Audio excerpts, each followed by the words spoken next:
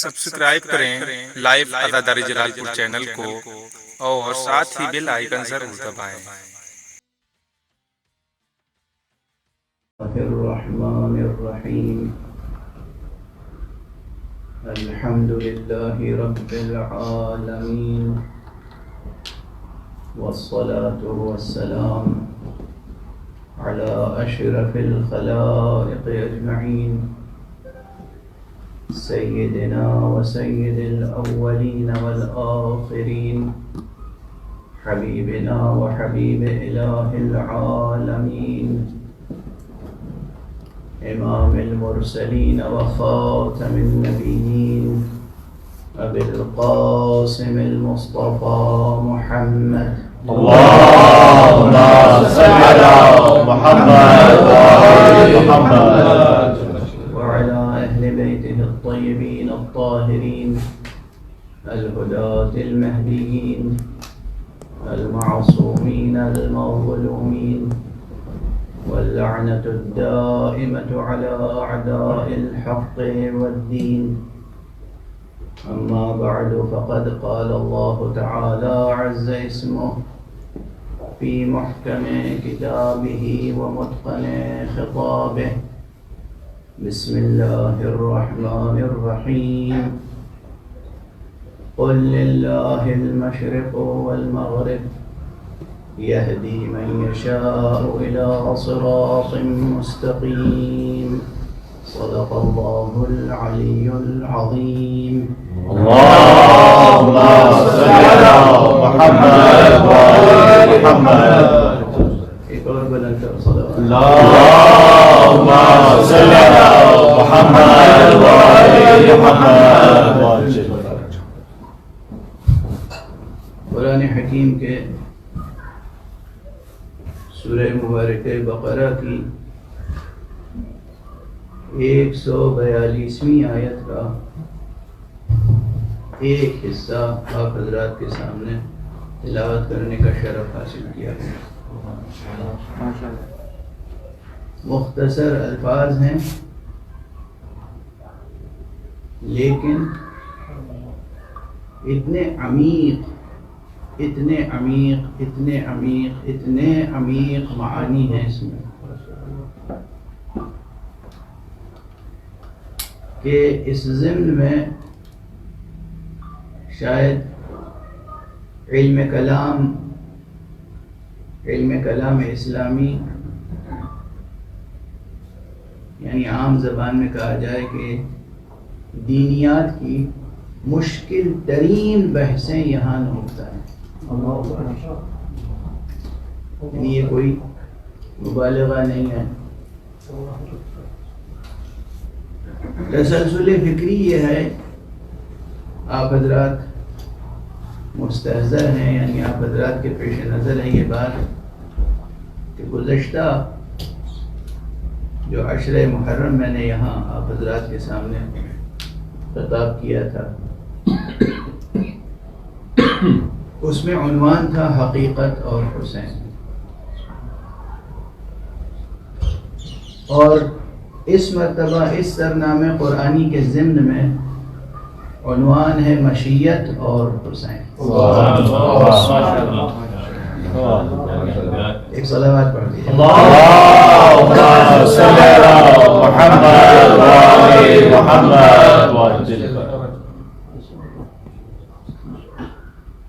اور حقیقت یہ ہے کہ مشیت الہیہ اور ارادہ الہیہ سے متعلق جو بحثیں ہیں وہ دینیات کی ریلیجس فلاسفی کی اور علم کلام کی دقیق ترین اور مشکل ترین اور پیچیدہ ترین بحثیں ہیں. اب بعض میرے احباب یہ کہتے ہیں کہ آپ ایسی مشکل بحثیں ممبر پر لے کر کیوں آتے ہیں، اور میں اکثر یہ عرض کیا کرتا ہوں کہ یہ ممبر عزاء حسینی یا ممبر حسینی یہ کوئی عام قسم کا عوامی اسٹیج نہیں ہے. سبحان اللہ. ہاں عمومی سطح ذہنی کی رعایت کو ملحوظ رکھنا اپنی جگہ ایک الگ بات ہے، لیکن عوام پسندانہ رویہ اختیار کر کے مطالب کو قربان کر دینا دوسری بات. سبحان اللہ. مشکل مطالب کو، دقیق بحثوں کو سلجھا کر سہل اسلوب میں عوام الناس تک پہنچانا، یہ اسی منبر کا کمال ہے. اور یہ اس منبر کے فرائض میں سے منبر حسینی، منبر عزائے حسین. اس لیے کہ آقا حسین اس آقا کا، اس مولا کا، اس امام کا، اس رہبر کا نام ہے جس نے دینیات کی مشکل ترین بحثوں کو اپنی قربانی سے حل کر دیا ہے. مشکل ترین بحثوں کو، اور تمام انبیاء کی مشکلوں کو، تمام انبیاء کی مشکلوں کو جو راہ تبلیغ میں تھی، جو بندوں کو خدا تک لے جانے کی راہ میں مشکلیں ہو سکتی تھیں، فکری اور عملی دونوں. فکری مشکلیں اور عملی مشکلیں، ہر طرح کی مشکلوں کو سرکار ابو عبداللہ الحسین نے اپنے وجود اور اپنی قربانی سے حل کر دیا.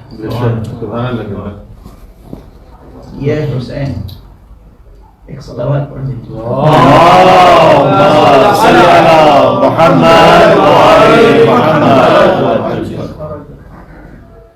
آقا حضرت امام ابو عبداللہ الحسین، جو آپ حضرات زیارت وارثہ پڑھتے ہیں، یہ کسی غیر معصوم کی تصنیف کی ہوئی زیارت تھوڑی ہے. یہ ایک معصوم نے تعلیم فرمائی ہے، یہ ایک معصوم نے تعلیم فرمائی. اور معصوم کہتے ہی اسے ہیں جو ہر شے کی کا حقیقت شناس ہو، اور ہر شے کی قدر شناسی ایسی کرتا ہو کہ قدردانی اور قدر شناسی کا حق ادا کرنے والا ہو. تو معصوم نے سکھائی ہے کہ آقا حسین کو جب تم خطاب کرو اور ان کی بارگاہ میں عرض ادب کرو تو ان کلمات میں کرو. یہ کہنا کہ سلام ہو آپ پر کہ آپ وارث آدم ہیں، سلام ہو آپ پر کہ آپ وارث نوح ہیں، سلام ہو اس ذات گرامی پر جو وارث ابراہیم ہے، سلام ہو اس ذات عظیم پر جو وارث موسیٰ ہے، سلام ہو اس منار ہدایت پر جو وارث عیسیٰ ہے. یہ کلمات، یہ الفاظ، یہ انداز خطاب، یہ سلام کے فقرے، یہ دلیل ہے اس میرے معروضے پر کہ تمام انبیاء کی جو مشکلیں تبلیغ میں تھیں وہ حسین نے حل کی اپنے وجود مبارک سے، اپنے اقدام جہاد سے اور اپنی قربانی سے. ایک جملہ اور عرض کرتا چلوں. لوگوں کے لیے یہ باتیں، بہت سے لوگوں کے لیے یہ باتیں نامفہوم ہوں گی، سمجھ نہیں پاتے ہوں گے، لیکن اگر علمی ذوق ہو اور فضیلت کا مفہوم سمجھتے ہوں، فضائل کا ذوق ہو، ذوق، وجدان، تو وہ یہ سمجھ سکتے ہیں کہ سرکار سید الشہداء ابو عبداللہ الحسین علیہ السلام کی ذات گرامی اتنی عظیم ہے، اتنی عظیم ہے، اتنی عظیم ہے کہ جتنا اس کے قریب جاتے جائیے اس کی عظمتوں میں اضافہ ہوتا چلا جائے. یہ ممکن نہیں ہے کہ کوئی بھی فرد آپ کی فضیلتوں کا احاطہ کر سکے. یہ ممکن نہیں ہے کہ کوئی بھی فرد آپ کی کنہ معرفت تک پہنچ سکے. جتنی بار نگاہ ڈالیں گے اس شخصیت پر اتنی مرتبہ نئی معرفت نصیب ہمیشہ نئی کرامتیں، نئی تجلیاں، نئے فضائل، نئے کمالات سامنے آئیں گے. یہ حسین اور یہ شان ہر مرد الہی کی شان ہوتی ہے. جو بھی مردان الہی ہیں، جو بھی رجال اللہ ہیں،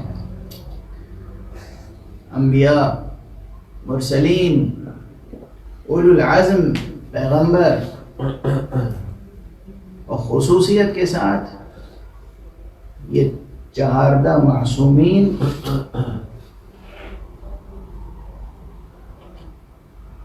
جن میں پہلی ذات ذات گرامی حبیب کبریا نور کبریا محمد مصطفیٰ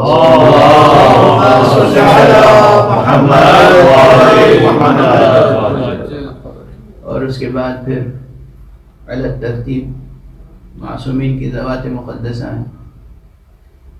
ان کی سیرتیں جو لکھی گئی ہیں کتابوں میں، جو کچھ آپ کو مواد ملتا ہے، یہ کچھ بھی نہیں ہے. اور اولاً تو ان مطالب میں جو عام لوگوں نے لکھے ہیں، اس میں جو روایتیں ہیں، جو اطلاعات ہیں، جو مجموعہ معلومات ہے، اس میں بہت سی کمزوریاں بھی ہیں، بہت سے نقائص ہیں، بہت سے نقائص ہیں. اسی لیے آنکھیں بند کر کے ہر روایت پر بھروسہ نہیں کیا جا سکتا، ہر تاریخی بیان پر اعتبار نہیں کیا جا سکتا، بلکہ 2 چیزیں شرط ہیں. ایک عقل عمومی جو صحیح و سالم ہو، اور ایک نور ایمان جو صحیح عقائد. 2 چیزیں ہیں، نور ایمان جو صحیح عقائد پر، صحیح حقائق پر مبنی ہو، اور ایک عقل عمومی جو صحیح و سالم ہو، مسخ شدہ نہ ہو. انسان کے پاس عقل سلیم ہو، قلب سلیم ہو. یہ قلب سلیم و عقل سلیم، یہ وہ نعمت ہے جو پروردگار نے ہر ایک کو عطا کی ہے، لیکن ہر ایک کے اندر یہ صلاحیت نہیں ہے کہ اسے اس کی فطری اور اصلی شفافیت پر برقرار رکھ سکے. یہ مشکل ہے. مشکل یہ ہے کہ ہر شخص اس گوہر فطرت کو جو حق سبحانہ و تعالی نے عطا فرمایا ہے، اس کی اصلی شفافیت کے ساتھ، حقیقی آب و تاب کے ساتھ، حقیقی نور کے ساتھ محفوظ رکھ سکے. یہ توفیق ہر ایک کو شامل حال نہیں ہوتی. اگر یہ ہر ایک کو شامل حال ہو جائے توفیق، تو کوئی اختلافی دنیا میں باقی نہ رہ جائے. تو یہ 2 چیزیں اگر موجود ہیں، ایک عقل عمومی جو غیر منحرف ہو، آلودہ نہ ہو غبار دنیا میں، لوث دنیا میں، اور دوسرے نور ایمان، نور فطرت اور نور ایمان. یہ 2 نور اگر انسان کے پاس ہیں تو جو چیزیں کتابوں میں بھی لکھی ہوئی ہیں ان میں صحیح اور غلط کی تمیز کر سکتا ہے.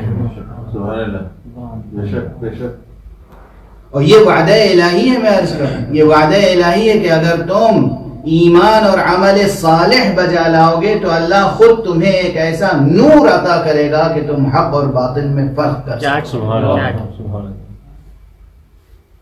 یہ نور من جانب اللہ عطا ہوتا ہے. یہ ضروری نہیں کہ یہ نور صرف معصوم کو عطا کیا گیا ہو، صرف نبیوں کے پاس ہو، رسولوں کے پاس ہو، اماموں کے پاس ہو. عام انسان بھی اگر ایمان اور عمل صالح سے وابستہ ہو جائے تو حق سبحانہ و تعالیٰ کی طرف سے اسے وہ بصیرت نصیب ہوتی ہے، وہ نور نصیب ہوتا ہے جس نور سے وہ حق اور باطل کے درمیان فرق اور تمیز کر سکتا ہے. ایک صلوات پڑھ دیں محمد.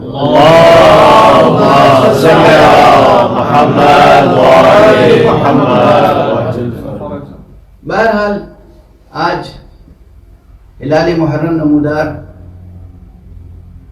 ہونے والا ہے. کچھ دیر میں ہلال محرم نمودار ہوگا آپ کے افق پر. اس ہلال محرم کے نمودار ہونے کے ساتھ صرف ایک نیا ہجری سال شروع نہیں ہوتا، ایک نئی ہجرت کا سفر شروع ہوتا ہے. کاش یہ جملہ، بس یہ ایک جملہ آپ حضرات ہدیے کے طور پر قبول فرما لیں. آج سے اس ہلال محرم سے ہماری اور آپ کی زندگیوں میں ایک نئی ہجرت کا آغاز ہونا چاہیے.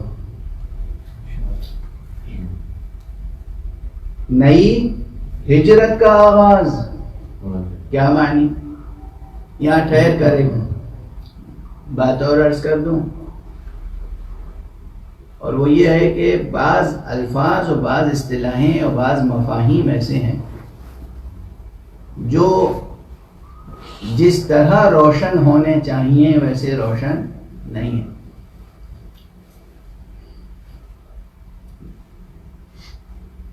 ہجرت کا لفظ بطور خاص اردو شاعری میں اور اردو کی جدید شاعری اور جدید ادب میں تو بہت زیادہ استعمال ہوا ہے، لیکن اب وہ کن کن مفاہیم کے ساتھ استعمال ہوا ہے میں کیا عرض کروں، اور خود آپ حضرات مطالعہ فرمائیے گا.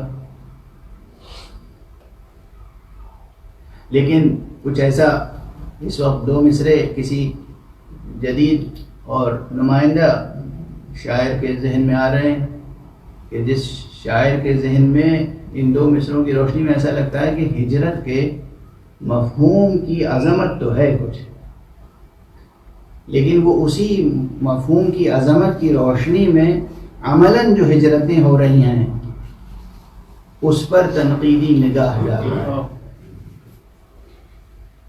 کہ شکم کی آگ لیے پھر رہی ہے شہر بشہر، کیا کہ سگے زمانہ ہیں ہم کیا ہماری ہجرت کیا. غالباً کچھ اسی طرح کا ہے، اگر میرا حافظہ اس وقت دھوکہ نہیں دے رہا ہے تو کچھ اسی قسم کا شعر ہے. یہ شکم کی آگ دیار بدیار شہر بشہر لیے پھرے، اور اس پر کوئی شخص تنقید کرے کہ سگے زمانہ ہیں ہم کیا ہماری ہجرت کیا، ہم کیا ہماری ہجرت کیا، ہماری ہجرت کیا. یہ سوال جو قائم کیا ہے چاہے کسی بھی اسلوب میں ہو، کسی بھی تأثر کے ساتھ ہو، یہ بتاتا ہے کہ ذہن میں فطری طور پر عظمت مفہوم ہجرت موجود ہے. ذہن میں ہجرت کی جو حقیقت ہے فطری وہ کہیں نہ کہیں موجود ہے. شاعر کے ذہن میں کہ ہجرت ہے ایک عظیم حقیقت، ایک عظیم سفر، تو یقیناً یہ عظیم سفر ہے. میں یہاں پر ایک وہ تصور جو پیغمبر اکرم صلی اللہ علیہ وسلم نے اور آپ کے اہل بیت سے ہونے والے ائمہ اطہار علیہم الصلوۃ والسلام نے جو مفہوم ہجرت کا روشناس کرایا ہے اس کی طرف توجہ دلاتا ہوں. مثلا فرمایا گیا کہ من الکفر التعرب بعد الہجرہ، ہجرت کے بعد تعرب کفر ہے. یہ تعرب اور ہجرت کسے کہتے ہیں یہ عرض کر دوں، پہلے ڈکشنری میننگ پھر اصل مفہوم. تعرب کے معنی ہیں کہ بدویانہ زندگی، خانہ بدوشوں والی وہ زندگی جو بدو عرب زندگی بسر کرتے تھے، تہذیبی اور تمدنی مراکز سے دور، حضارہ سے دور، تہذیب، ثقافت، تمدن، حضارت اس سے دور.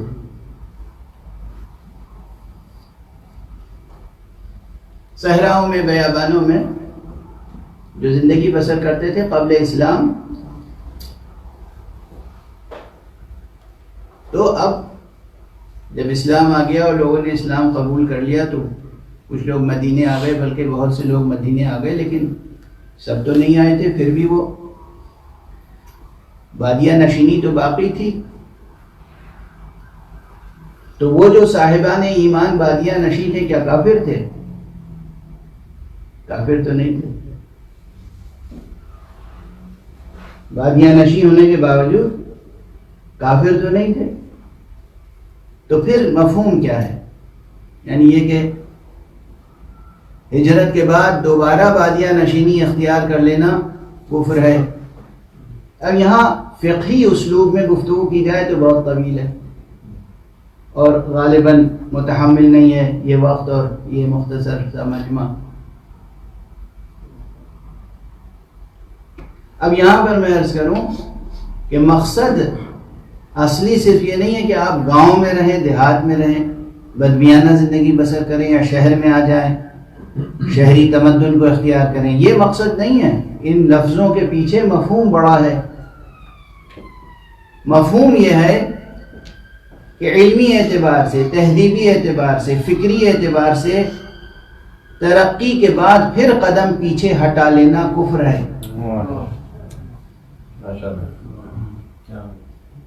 ارتقائی قدم اٹھا لینے کے بعد پھر پلٹ کے پہلی منزل تک آ جانا کفران نعمت ہے. بے شک بے شک. اور اس مفہوم کو اگر اور واضح کروں تو پھر یہ عرض کروں کہ طویل بحث ہے لیکن اسے سمیٹ کر عرض کر رہا ہوں کہ یہاں پر اتنی بلندی تک گفتگو پہنچ گئی ہے احادیث کی روشنی میں، تعلیمات آل محمد کی روشنی میں، کہ ہجرت سے مراد صرف مکانی ہجرتیں نہیں ہیں. ایک شہر سے دوسرے شہر چلے جانا، ایک ملک سے دوسرے ملک چلے جانا، جہل کو چھوڑ کر علم کی طرف آ جانا ہجرت ہے. کفر کو چھوڑ کر ایمان کی طرف آ جانا ہجرت ہے. پست اقدار کو چھوڑ کر بلند اقدار کو اختیار کر لینا ہجرت ہے. بد اخلاقی کو چھوڑ کر خوش اخلاقی اختیار کر لینا ہجرت ہے. یعنی ہجرت ایک زمین کا چھوڑ کر دوسری زمین پر پہنچ جانا ہجرت نہیں ہے، بلکہ ایک پستر سطح وجود کو چھوڑ کر بلند تر سطح وجود تک پہنچنا ہجرت ہے. ایک صلوات پڑھ دیجئے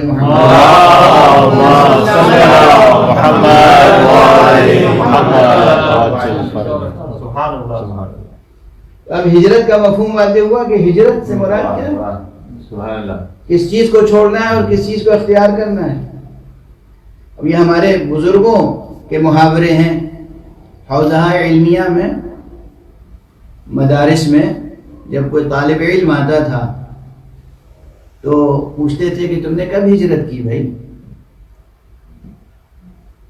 تم نے کب ہجرت کی، متى ہاجرت.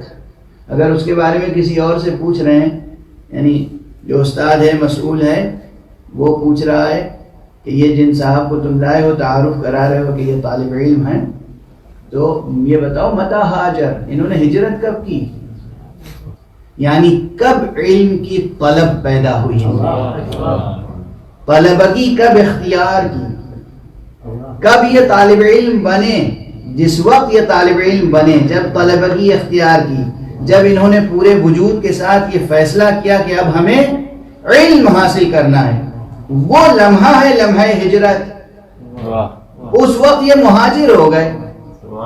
اب اگر کوئی شخص طلب علم کی راہ چھوڑ کر پھر طلب دنیا میں مشغول ہو جائے تو یہ ایسے ہی ہے جیسے کوئی ایمان چھوڑ کر پھر کافر ہو جائے. کیا ذوق ہے، کس بلندی ذوق کی طرف توجہ دلائی جا رہی ہے. مذاق طبیعت کتنا بلند ہونا چاہیے، ذوق طبیعت کتنا بلند ہونا چاہیے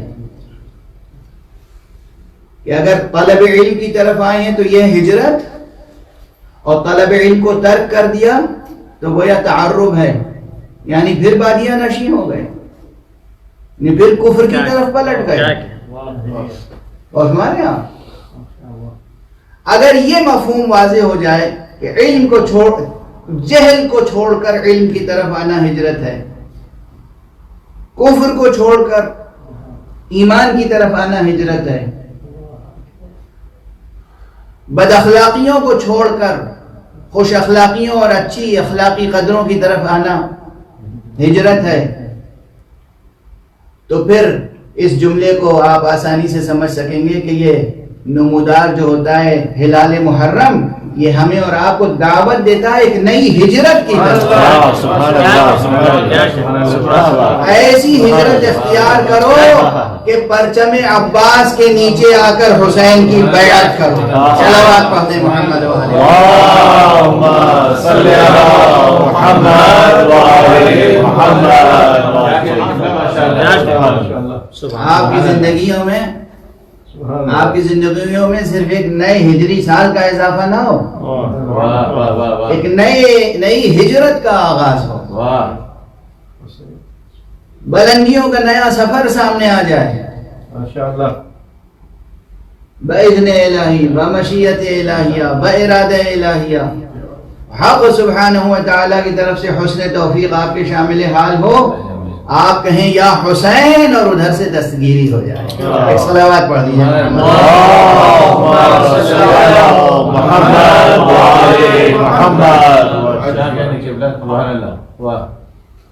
تو بس یہ ذہن عالی میں رہے، اور یہ تو مقام شکر ہے کہ یہ ہر سال ہمارا ہجری سال جو ہے وہ یہ ان 10 دنوں سے اس کا آغاز اس طرح سے ہوتا ہے کہ ہمارے پورے وجود پر، تمام آفاق وجود پر ذکر و غم حضرت سید الشہداء چھا جاتا ہے۔ لیکن یہ شب و روز کوئی معمولی شب و روز نہیں ہے، میں توجہ دلا رہا ہوں، صرف کوئی نئی بات نہیں کہہ رہا ہوں۔ یہ محرم کے 10 روز یہ شب و روز وہ ہیں جن کی حق سبحانہ و تعالیٰ نے قرآن مجید میں قسم کھائی ہے۔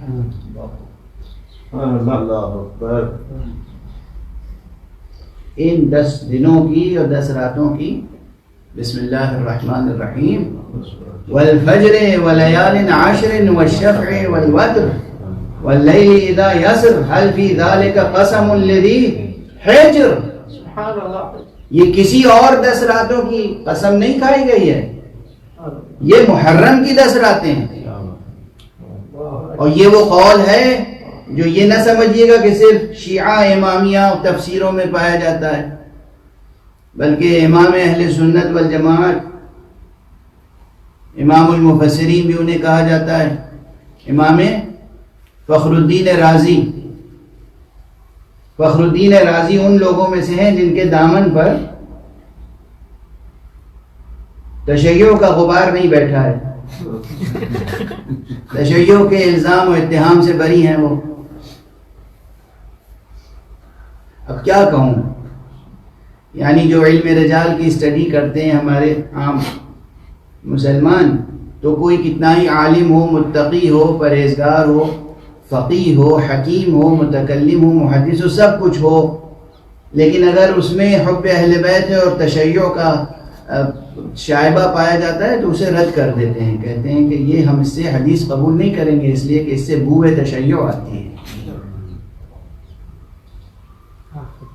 تو امام فخر الدین رازی پر ایسا کوئی الزام یا اتہام نہیں ہے۔ انہوں نے اپنی تفسیر میں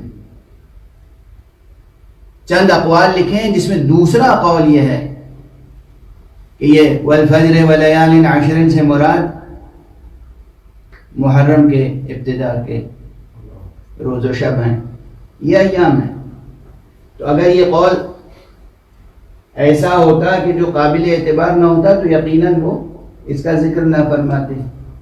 اور میں یہ سمجھتا ہوں، میرے نزدیک اس فقیر کا، اس عاجز کا مطالعہ جہاں تک بھی ہے، وجدانی اعتبار سے اور ظاہری اعتبار تک، مجھے یقین ہے کہ یہاں جو قسمیں کھائی ہیں حق سبحانہ و تعالیٰ نے، وہ کسی اور شب و روز کی قسم نہیں کھائی ہے۔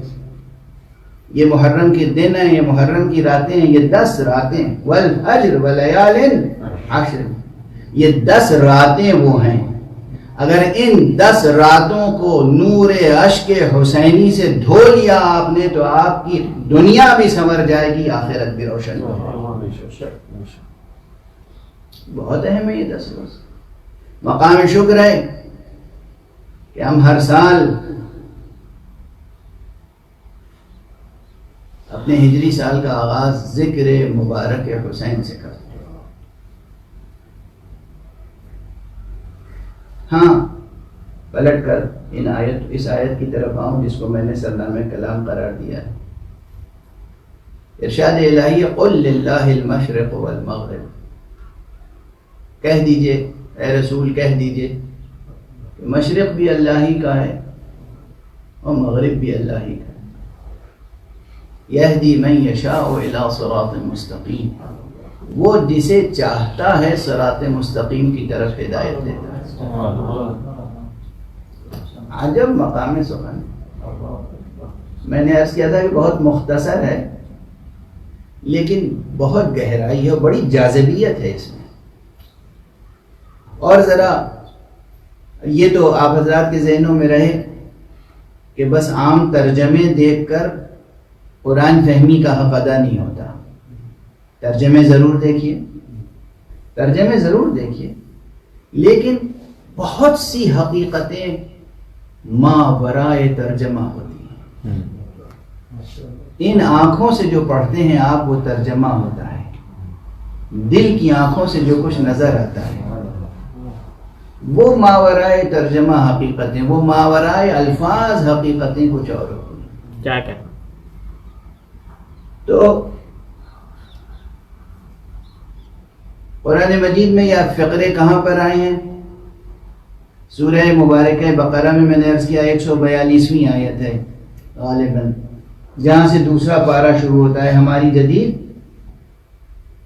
تقسیم کے مطابق. قرآن مجید 30 پاروں میں ہے نا پورے تمام مسلمانوں کے درمیان. اور یہ بات واضح رہے کہ اللہ نے تو 30 پاروں میں اتارا نہیں تھا. حق سبحانہ و تعالیٰ نے، اللہ سبحانہ و تعالیٰ نے، جبرائیل نے یہ قرآن مجید کو 30 پاروں میں تقسیم نہیں کیا تھا. اللہ سبحانہ و تعالیٰ کی طرف سے جو تقسیم ہے وہ بس 114 سوروں میں تقسیم ہے. یہ 114 جو سورے ہیں، سورہ مبارکہ حمد، سورہ بقرہ، سورہ آل عمران، سورہ نساء، سورہ مائدہ، سورہ انعام، یہ جو سورہ اعراف، یہ جو سورے ہیں ترتیب سے کہ پہلا اس میں سے سورہ مبارکہ حمد ہے اور آخری سورہ مبارکہ ناس ہے، یہ ترتیب اور یہ تقسیم یہ اللہ سبحانہ و تعالیٰ کی طرف سے. باقی قرآن مجید کی بہت سی تقسیمیں ہیں. اب اس میں ایک بڑا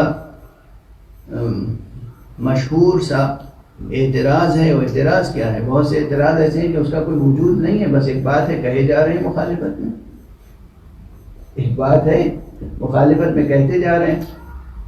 تو اس میں یہ بھی ہے کہ یہ جو شیعہ اثنا عشری حضرات ہیں ان کا قرآن تو 40 پاروں کا قرآن ہے اور اس میں سے 10 پارے جو ہیں وہ غائب ہو گئے یا جو کچھ بھی ہے. بہرحال میں مناظرانہ اسلوب کبھی اختیار نہیں کرتا ہوں لیکن اشارہ کرتا چلوں کہ دیکھیے ذہنوں کو روشن رکھیں، حقیقتوں سے واقف رہیں.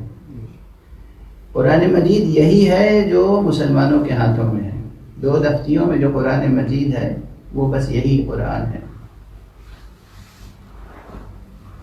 اپنا ایک بہت پرانا جملہ عرض کر لوں، یہ ممکن کیسے تھا کہ اہل بیت کے رہتے ہوئے قرآن میں تحریف ہو جائے؟ کیا کہ یہ ممکن کیسے تھا کہ امیر المومنین علی ابن ابی طالب علیہ الصلوۃ والسلام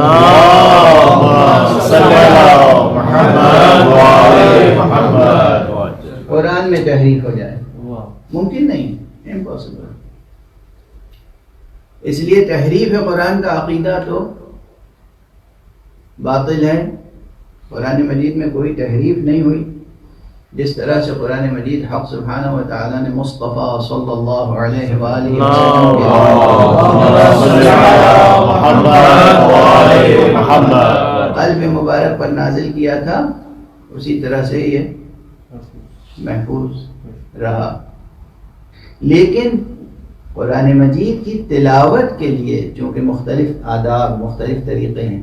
مثلا کچھ ایسے صاحبان ایمان ہیں ان کے حسن عمل کا یہ معیار ہے کہ وہ ہر 7 دن میں ایک قرآن ختم کر لیتے ہیں. اب انہوں نے قرآن مجید کو برابر سے 7 حصوں میں تقسیم کر دیا اور ہر حصے کا نام ایک رکھ لیا منزل.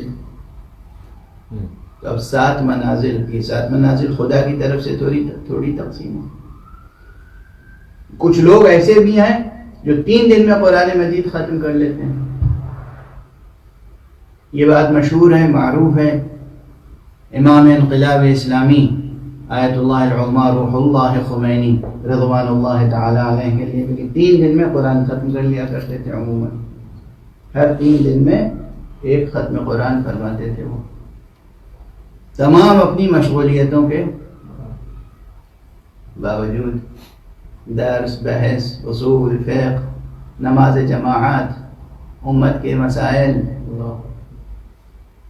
تمام اپنی ریاضتوں اور تمام اپنی مشغولیتوں کے باوجود 3 دن میں قرآن ختم کر لیا کرتے ہیں. اور دنیا میں ایسے لوگ ہیں حافظان قرآن کہ جو تقریباً 10 گھنٹے میں پورا قرآن پڑھ لیتے ہیں. اب بھی اس وقت روئے زمین پر ایسے لوگ ہیں 10 گھنٹے میں پورا قرآن بسم اللہ سے والناس تک پڑھ لیتے ہیں. یہ میں تشویق کے لیے عرض کر رہا ہوں. جن لوگوں میں شوق ہو قرآن مجید حفظ کرنے کا اور تلاوت کرنے کا تو یہ چیزیں ناممکن نہیں ہیں. ایک صلوات پڑھ لیجیے. اللهم صل على محمد وعلى محمد.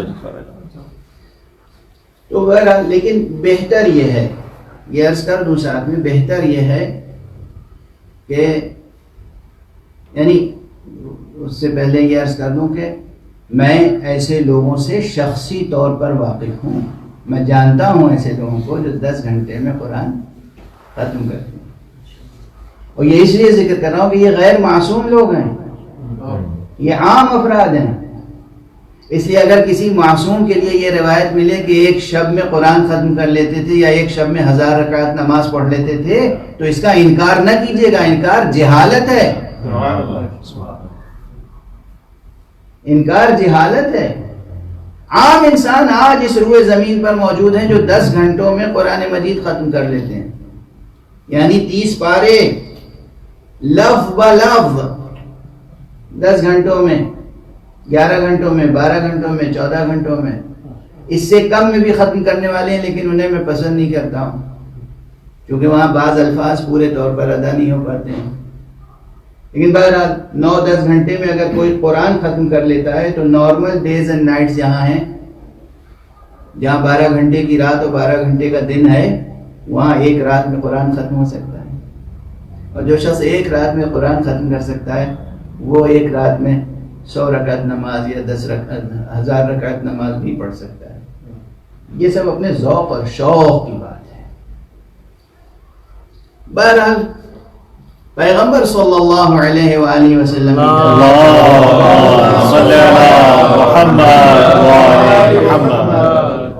اہل بیت پیغمبر علیہ السلام کی طرف سے 3 دن میں قرآن ختم کرنے کو زیادہ بہتر طریقہ بتایا گیا ہے. 3 دن میں یا 7 دن میں. کچھ لوگ ایسے ہیں جو ہر روز 1 جز پڑھنا چاہتے ہیں، انہوں نے اپنے سہولت سے 30 پارے میں تقسیم کر لیا. کچھ لوگ ایسے ہیں جو چلہ کشی کرتے ہیں. عام فقرہ ہے چلہ کشی، یعنی 40 دن کی عبادت اور ریاضت کا ایک نصاب بنا لیتے ہیں. تو جو لوگ 40 دن میں قرآن ختم کرنا چاہتے ہیں انہوں نے اسے 40 حصوں میں بانٹ لیا. ارے آپ حضرات نے دیکھا ہوگا کہ ایصال ثواب کی مجلسوں میں، سوم میں اور چہلم میں جو مجلسیں ہوتی ہیں اس میں چھوٹے چھوٹے پارے قرآن کے بنا لیے جاتے ہیں. تو وہ اور یعنی 30 کے بجائے 60 یا اور زیادہ. تو یہ تقسیم اعتباری ہے. الفاظ وہی ہیں، کنٹینٹ اتنا ہی ہے، الفاظ، کلمات، آیات وہی ہیں، لیکن لوگوں نے اپنی سہولت کے مطابق تقسیم کر لیا. کیا کہ یہ ہے حقیقت. ایسا نہیں کہ اس کے علاوہ کچھ کلام موجود ہے. جو صحیفہ امیر المومنین علی ابن ابی طالب علیہ السلام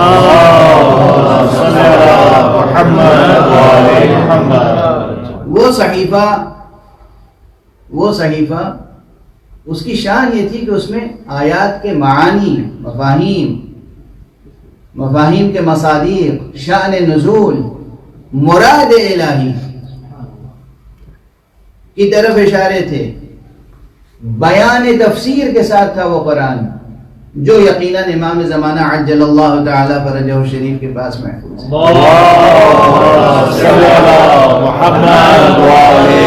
لیکن جو متن ہے وہ یہی ہے. تو بہرحال پروردگار آپ حضرات کو توفیق عطا فرمائے کہ کم از کم روزانہ ایک جز قرآن تو پڑھیں، اور محرم ہے تو روزانہ ایک جز قرآن پڑھ کے سرکار سید الشہداء کو ہدیہ کریں. تو جہاں سے دوسرا پارہ شروع ہوتا ہے سیقول السفہاء، وہاں پر اسی آیت کا آخری فقرہ یہ ہے جو میں نے آپ حضرات کے سامنے تلاوت کرنے کا شرف حاصل کیا. قل للہ المشرق والمغرب، کہہ دیجئے اے رسول کہ اللہ ہی کے لیے ہے مشرق اور اللہ ہی کے لیے ہے مغرب. یہدی من یشاء الی صراط مستقیم، اس کی مشیت جس کے حق سے متعلق ہو جاتی ہے، جس سے متعلق ہو جاتی ہے، اسے وہ صراط مستقیم کی طرف ہدایت فرماتا ہے. یہاں سے میں نے صرف یہدی من یشاء، یہ کلمہ یشاء سے استفادہ کرتے ہوئے عنوان قائم کیا ہے آپ کے سامنے، مشیت اور حسین. اور میں نے عرض کر دیا کہ یہ بہت مشکل بحث ہے، تو دل جگر تھام کے بیٹھیے گا. یعنی یہ وہ مرحلہ ہے کہ جہاں بہت سے فرقے وجود میں آ گئے صرف اس ایک مسئلے کو حل نہ کر سکنے کی وجہ سے. حل نہیں ہوئی بات. بہت سے فرقے ایسے ہیں دنیا میں کہ تمام مسائل میں آپ کے ساتھ متفق ہیں، کسی ایک مسئلے میں اختلاف ہے تو ایک نیا فرقہ بنا لیا. اور کبھی کبھی تو یہ ہوتا ہے کہ فرقہ بنانے والا الگ فرقہ بنانا نہیں چاہتا، باقی لوگ اس طرح اس کو اپنے حلقے سے دور کرتے ہیں کہ وہ مجبوراً ایک فرقہ بن جاتا ہے. ایک چیز یاد رکھیے، فرش اعضاء سے یہ پیغام سب تک پہنچ جائے، دلوں میں وسعتیں پیدا کیجئے، تنگی پیدا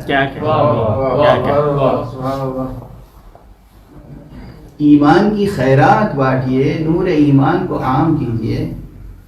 حلقہ ایمان سے نکالنے کا حق آپ کو نہیں ہے کسی کے لیے.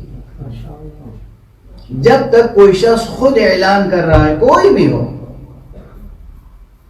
خود جب تک کوئی شخص اعلان کر رہا ہے کہ میں مسلمان ہوں، میں اللہ پر یقین رکھتا ہوں، میں محمد رسول اللہ صلی اللہ علیہ وآلہ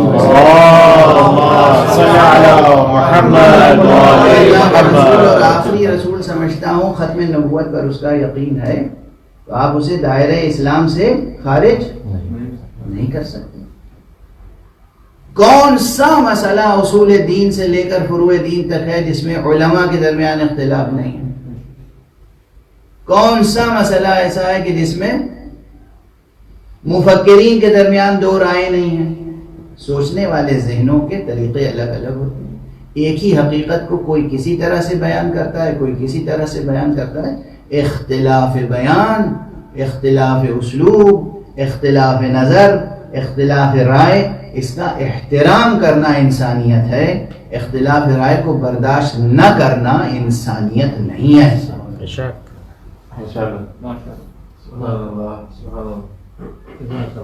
کوئی بھی مسئلہ ہو، جب تک کوئی شخص کہہ رہا ہے میں موحد ہوں، میں لا الہ الا اللہ محمد رسول اللہ کا پابند ہوں، اب وہ تشریحات میں جس قدر بھی آپ سے اختلاف رکھتا ہو، آپ کو یہ حق حاصل نہیں ہے کہ آپ اسے کافر یا مشرک کہہ کر دور کریں. یہ ہمارے بہت سے واعظین، بہت سے مولوی صاحبان کا یہ رویہ ہے، تکفیر کی طرف بڑھ جاتے ہیں، فوراً دوسرے کو کافر کہہ دینا، مشرک کہہ دینا. یہ ذرا اس کا حساب یہاں نہیں خدا کے سامنے دینا ہوگا. یہاں تو آپ جو جی چاہے کر لیں، اس کا حساب خدا کے سامنے دینا ہوگا. کسی دوسرے کو غیر مخلص قرار دے دینا، صرف ہم مخلص ہیں اور دنیا میں ہمارے علاوہ کسی کے پاس اخلاص نہیں ہے، یہ رویہ خود عجب اور خود پرستی تک لے جاتا ہے. بے شک عاجزانہ خدا پرستی تک نہیں لے جاتا. بے شک عجب و خود پرستی الگ ہے اور حق کے حضور میں عاجزی اور خدا پرستی الگ ہے. مطلوب کیا ہے ہم سے اور آپ سے؟ عاجزی، بندگی، خدا پرستی، یہ مطلوب ہے. مطالبہ ہم سے اور آپ سے، ہر فرد بشر سے یہ ہے، عاجزی، بندگی اور خدا پرستی. اور خدا کی قسم، خدا کی بندگی کا بلند ترین پیمانہ جو دنیا میں ممکن ہے، اس پیمانے کو بنانے والے اور نبھانے والے ہیں حسین ابن علی. ایک صلوات پڑھ دیجیے. اللهم صل على محمد وعلى محمد. ایک جملہ اصل مباحث کو آج کھولنے سے پہلے عرض کروں. یہ جملہ میں اس سے قبل میرا خیال ہے ایک سے زائد بار عرض کر چکا ہوں. ہمارے مسلمانوں میں بھی بہت سے ایسے لوگ ہیں جو نبی صلی اللہ علیہ وآلہ وسلم کو اللهم صل على محمد وعلى محمد. دیکھیے، پوری دنیا کو معلوم ہے کہ یہ کورونا کا زمانہ ہے اور کووڈ-19 کی وجہ سے جو پابندیاں ہیں سب جانتے ہیں. آپ کی تعداد کم ضرور ہے لیکن آپ کی آواز درود میں اتنی بلند ہونی چاہیے جو کثرت پہ غالب آ جائے. اللهم صل على محمد وعلى محمد. جب بھی معصومین میں سے کسی کا نام لیا جائے تو آپ درود پڑھنے کا حق ادا کریں. اللهم صل على محمد وعلى محمد. ایک اور صلوات پڑھیں. اللهم صل على محمد وعلى محمد. بہت سے ایسے مسلمان ہیں جو حضور کو اپنا جیسا سمجھتے ہیں. انسان، عام بشر. پرانی بحث ہے، کوئی نئی بحث نہیں.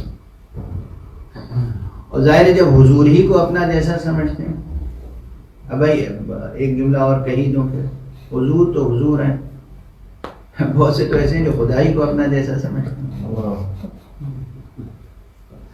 اور اسی لیے بعض ایسی بحثیں دینیات میں داخل کر دی گئی ہیں، علم کلام میں بعض ایسی باتیں داخل کر دی گئی ہیں کہ جن کو دانشور جب نظر ڈالتا ہے تو ہمارے مرحوم مقبول جمیل نظری صاحب تھے، وہ کہا کرتے تھے، اردو کے اچھے مشہور مفکر شاعر تھے، کہتے تھے کہ صفات بخشے مکان بخشے جگہ جگہ ایک حرم بنایا. صفات بخشے مکان بخشے جگہ جگہ ایک حرم بنایا، ہماری صورت گری نے آخر خدا کو بھی ایک صنم بنایا. تو یہ مشکل ہے صفات حق کو سمجھنے میں، اللہ سبحانہ و تعالیٰ کی صفتوں کو سمجھنے میں، اس کے افعال کو سمجھنے میں. اپروچ بہت سے لوگوں کا اسی طرح کا ہے کہ وہ خدا کو اپنا جیسا سمجھتے ہیں، اور جب خدا کو اپنا جیسا سمجھتے ہیں تو پھر رسول اللہ صلی اللہ علیہ وسلم تو پھر ان کے بارے میں کیا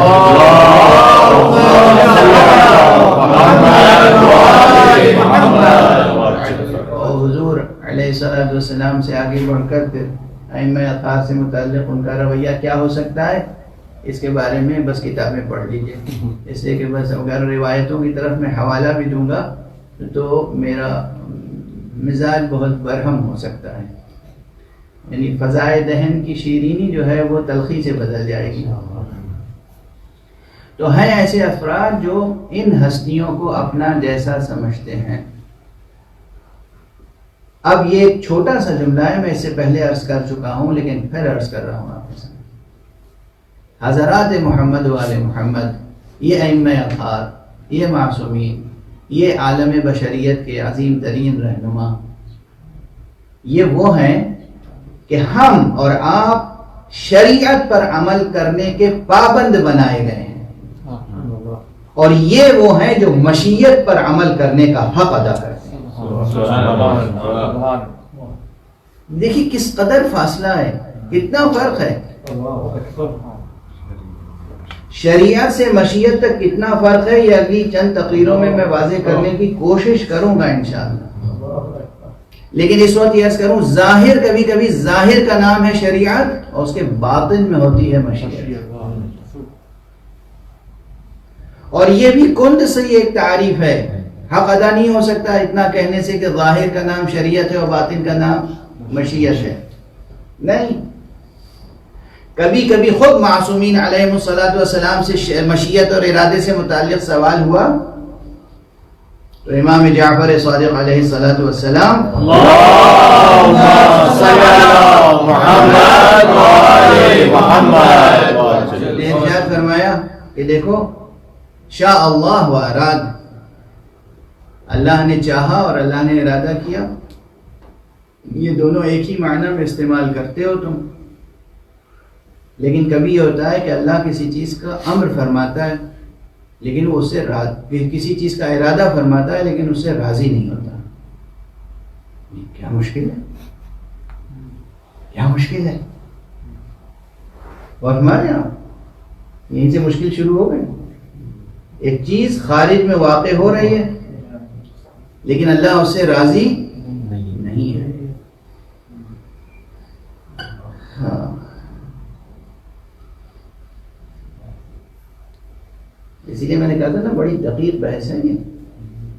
آپ یہ بتائیے اس پوری کائنات میں حق سبحانہ و تعالیٰ کا کلمہ پڑھنے والے موحد یہ بتائیں اللہ قادر ہے، عالم ہے.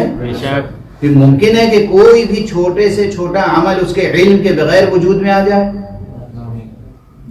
اور کیا وہ ایسا نعوذ باللہ عاجز ہے کہ کوئی چیز اس کی رضا کے خلاف ہو رہی ہو اور وہ روک نہ سکے؟ تو یہ ممکن نہیں ہے کہ کوئی چیز اس کے علم میں نہ ہو اور ہو جائے. یہ بھی ممکن نہیں ہے کہ کسی چیز کو وہ روکنا چاہے اور نہ روک سکے. وہ عالم بھی ہے اور قادر بھی، پھر بھی یہاں وہ کام بھی ہو رہے ہیں جس سے وہ راضی ہے، وہ گناہ بھی ہو رہے ہیں جس سے وہ ناراحت ہے، ناراضی ہے. ہو رہے ہیں یا نہیں ہو رہے؟ یہ وہ گتھی ہے جو متکلمین اور مفسرین اور تھیولوجینز جو ہیں ان کے لیے مشکل بنی ہوئی ہے. کہ جو ماہرین دینیات ہیں، خدا عالم ہے، قادر مطلق ہے، اور وہ کوئی چیز ایسی نہیں ہے جو اس کے علم کے بغیر وجود میں آئے، اور اس کے باوجود وہ بہت سی چیزیں جو وجود میں آتی ہیں ان سے راضی نہیں ہے.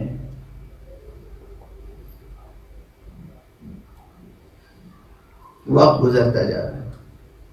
اب میں نے جو ابھی عرض کیا تھا کہ حضرات محمد و آل محمد وہ ہیں جو مشیت پر عمل کرنے کا حق ادا کرتے ہیں، اور ہم وہ ہیں کہ ہم شریعت پر عمل کے پابند بنائے گئے ہیں.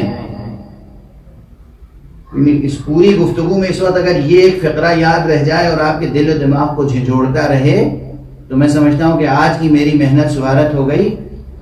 ہم شریعت پر عمل کے پابند بنائے گئے ہیں، پابند کیے گئے ہیں. شریعت پر عمل ہو، ایک سر منہ آگے نہ بڑھیں اور پیچھے نہ رہ جائیں. وہ ہیں کہ جن کو مشیت پر عمل کرنے کی کا اذن عطا کیا گیا اور مشیت پر عمل کرنے کا انہوں نے حق ادا کیا. اور وہ حق ادا کیا کہ ابھی میں نے عرض کیا کہ بہت سے کام ہوتے ہیں جس سے خدا راضی نہیں ہوتا. اب اگر کوئی شخص اعلان کر رہا ہو رضا اللہ رضانا اہل البیت، دراصل اللہ کی رضا ہم اہل بیت کی رضا ہے، اس کے معنی ہے کہ وہ کس منزل پر عمل کر رہا ہے، کس منزل پر عمل کر رہا ہے. شریعت سے مشیت تک پہنچا، مشیت سے اس منزل تک پہنچا کہ جو رضا حق ہے وہ انجام دے رہا ہے. صلوات پڑھ دیجئے محمد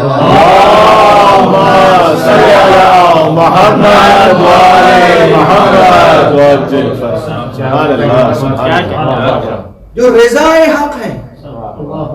اور اگر آپ حضرات اہل نظر بھی ہیں اور مجالس سرکار سے شہداء کے طفیل میں یہ فقرے بار بار آپ کے کانوں سے ٹکراتے ہوں گے، آپ کے پردہ سماعت کو نورانی کرتے ہوں گے، آپ کے گوش سماعت کو محظوظ اور منور کرتے ہوں گے. یہ کسی اور کا فقرہ نہیں تھا، یہ حضرت ابو عبداللہ الحسین،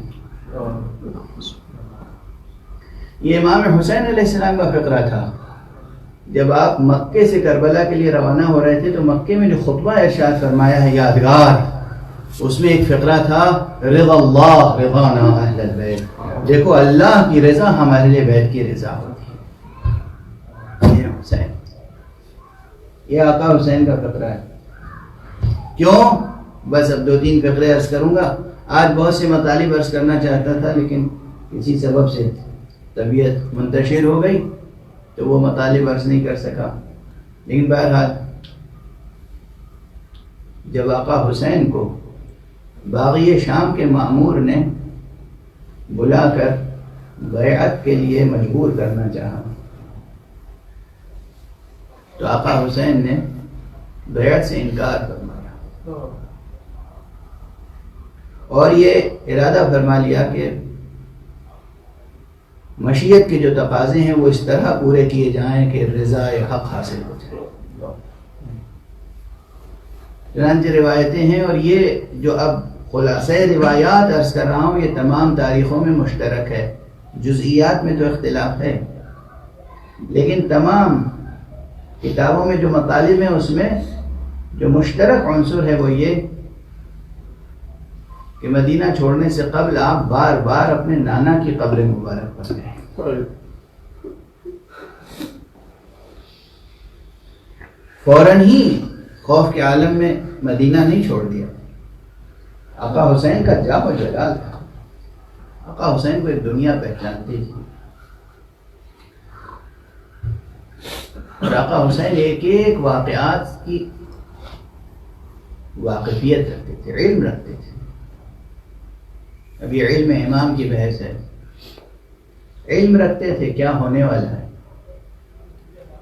اور ہمیں کیا کرنا ہے، ہمیں ہر اپنی زبان سے ادا ہونے والے فقرے میں اور اپنے ہر اقدام میں دنیا کو کیا پیغام دینا ہے، دنیا کے لیے کیا درس چھوڑ کر جانا ہے، راہ خدا میں کہاں کہاں ہمیں قندیلیں روشن کرنی ہیں، کہاں کہاں ہمیں چراغ روشن کرنی ہے، کہاں کہاں شمع جلانی ہے۔ تو حضور سرکار سید الشہداء بار بار قبر مبارک پیغمبر پر تشریف لے گئے، اور جب آخری بار تشریف لے گئے کہتے ہیں ایک رات میں 3 مرتبہ، نماز مغرب کے بعد تشریف لے گئے، پھر نماز عشاء کے بعد تقریباً نصف شب کے قریب، اور پھر سحر کے وقت تشریف لے گئے، اور عجب انداز سے السلام علیکہ یا جدہ، نانا آپ پر سلام، اور یہ کہہ کر آپ نے اپنے رخسار مبارک کو تربت پیغمبر کو نانا کی قبر پہ رکھا اور خوب گریہ کیا، خوب گریہ کیا، گریہ کرتے کرتے حالت نومیہ طاری ہو گئی، جسے کہتے ہیں کہ خواب دیکھا، اور اس کے بعد پھر بلند ہوئے تو فرما رہے تھے انا للہ و انا الیہ راجعون الحمدللہ رب العالمین۔ بیت الشرف واپس آئے نانا سے رخصت ہو کر، اور اب پھر محمد حنفیہ آ گئے، ابن عباس آ گئے، عبداللہ ابن جعفر طیار آ گئے، خاندان کے لوگ، بنی ہاشم کے لوگ۔ کہا ابو عبداللہ کیا طے کیا؟ کیونکہ یہ سب توقع کر رہے تھے کہ آپ فیصلہ کریں گے کہ ہم کہیں نہیں جائیں گے۔ ابو عبداللہ کیا فیصلہ کیا؟ کہا ہمیں جانا ہے۔ حضرت محمد حنفیہ نے اصرار کر کے کہا آپ نے تو مجھ سے وعدہ کیا تھا کہ کچھ غور کریں گے۔ کہا ہاں، مگر مجھے حکم دیا گیا ہے اور میں اس حکم پر عمل کروں گا۔ مجھے میرے نانا نے حکم دیا ہے اور فرمایا یا حسین اخرج الى العراق شاء اللہ ان یراک قتیلا، حسین جاؤ عراق کی طرف جاؤ، اللہ کی مشیت ہے کہ وہ تمہیں اپنی راہ میں کشتہ جفا، شاء اللہ ان یراک قتیلا۔ اور بس وقت گزر گیا، آپ کی آنکھوں میں آنسو ہیں اور آواز گریہ بلند ہے۔ بس ایک جملہ اور دہرا دوں، آپ کا سنا ہوا جملہ ہے، سر جھکا کے ایک مرتبہ محمد حنفیہ نے اور سب نے کہا آقا اگر رسول اللہ کا یہ حکم ہے اور آپ جا رہے ہیں تو گھر کی خواتین کو مخدرات عصمت و طہارت کو کس لیے لے کر جا رہے ہیں؟ اب امام نے پھر ایک جملہ ارشاد فرمایا شاء اللہ اللہ کی مشیت ہے کہ انہیں اپنی راہ میں اسیر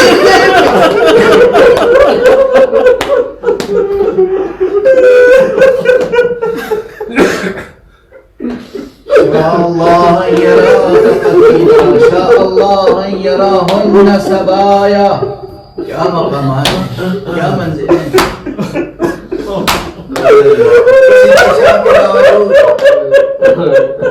کس میں حوصلہ ہے پوری بشریت جو اس طرح حق طاعت و بندگی حق ادا کرے کس میں حوصلہ کس میں ہمت بس اب قافلہ تیار ہوا اور یہ میرے والد مرحوم پروردگار ان کی روح کو بلندیاں عطا فرمائے علامہ دربندی کے حوالے سے اور صاحب زبدہ کے حوالے سے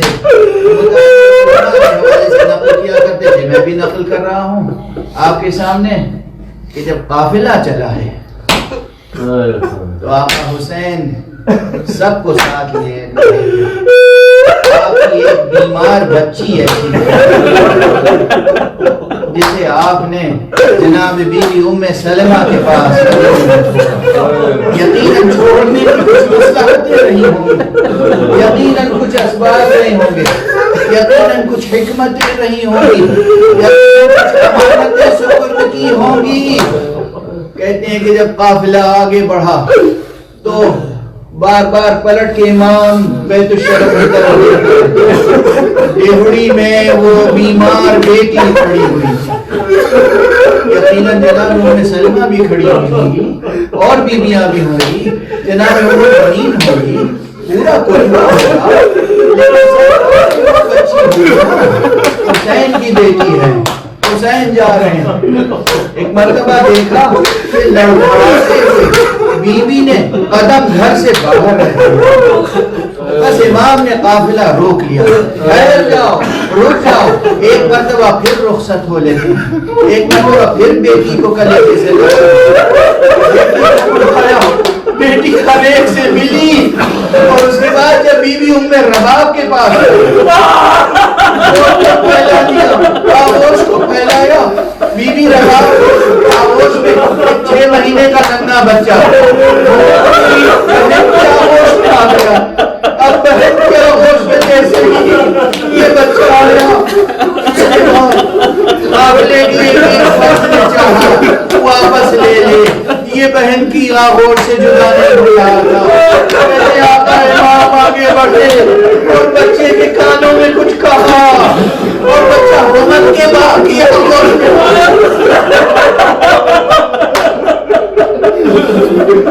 یقیناً میرا وجدان یہ کہتا ہے آقا نے یہی فرمایا ہوگا یہی فرمایا بیٹا تم حجت خدا کے برکت ہو تمہیں اللہ کی بارگاہ میں قربان ہونا ہے تمہاری منزل مدینہ نہیں کربلا میں بس 2 تصویریں ہیں ایک وہ تصویر جب سغرا فاطمہ سغرا کی دور سے اصغر حسین کی دور میں آئے ہیں اور ننھے ننھے ہاتھوں سے گلے کا ہار ہو گئے لیکن ابھی اصغر کے خلوع خدا سے لہو نہیں دوسری تصویر وہ بنتی ہے جب کربلا میں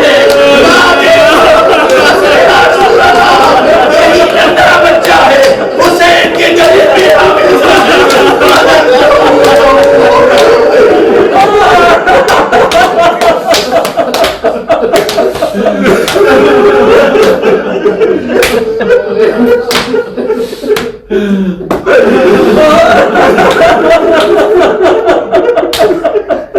اِنَّا لِلَّهِ وَإِنَّا إِلَيْهِ رَاجِعُونَ بِمَنْ بِقَضَائِهِ وَتَسْلِيمِهِ پروردگار हमें उलूम कुरान और मारिफ अहले बैत से आशना फरमा।